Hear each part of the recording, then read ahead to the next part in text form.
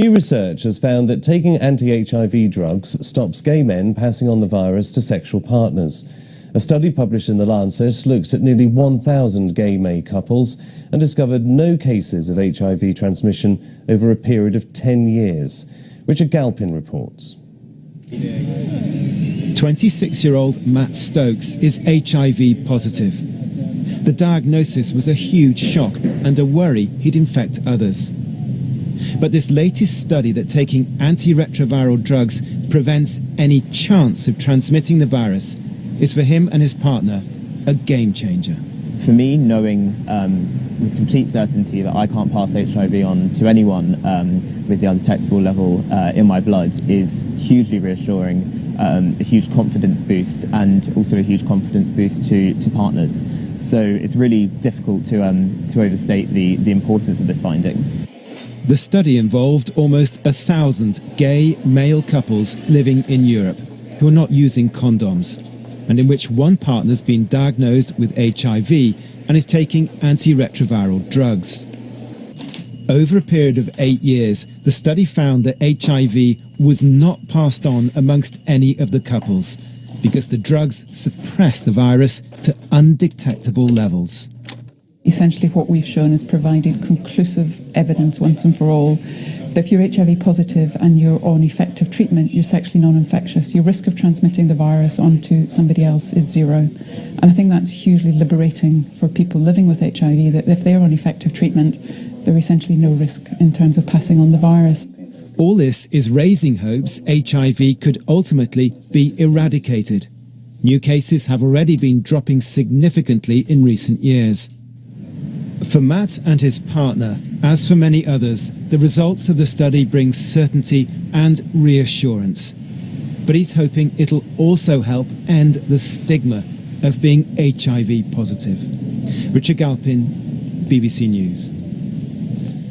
Well, we can now speak to Jens Lundgren, who's the Professor of Infectious Disease at the University of Copenhagen and was involved in that 10-year research programme. Thank you for joining us. Which involved 18 European countries across a long period of time. This is a significant study, isn't it? Yes, it was a very difficult study to do. It took a lot of effort by a lot of people. We had more than 80 clinics involved in identifying the couples that was enrolled. And then, of course, the 2,000 gay persons that actually contributed with very private information about the sexual life, so we could do the research and produce the results that we now have today.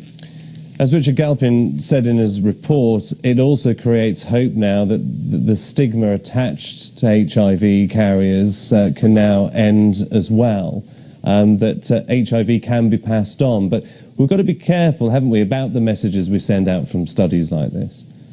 We certainly do.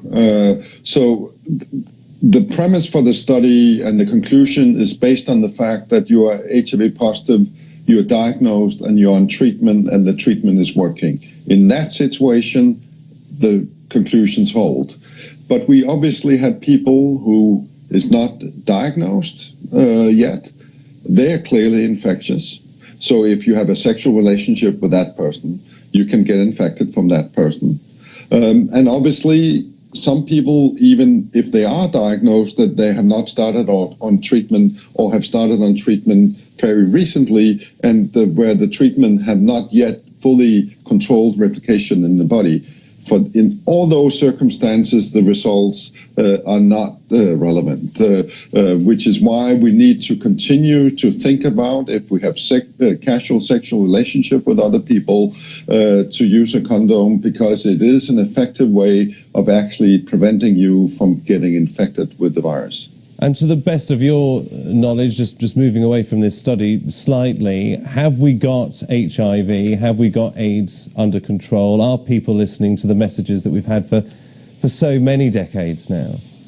Well, that depends on where you are. As you were alluding to in your segment, in the UK, for example, it seems like transmission rates are dropping, which is terrific. But if you go to Ukraine or Russia, for example, we still have HIV behaving as an epidemic with increasing numbers each year.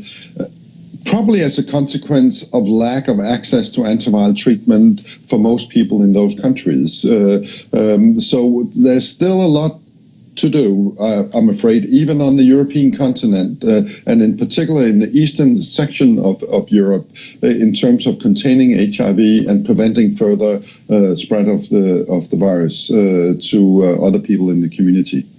But still, an incredible breakthrough for you and your colleagues. Congratulations to all, Jens Lundgren. It's very much appreciated by many people. Thank you. Thank you very much.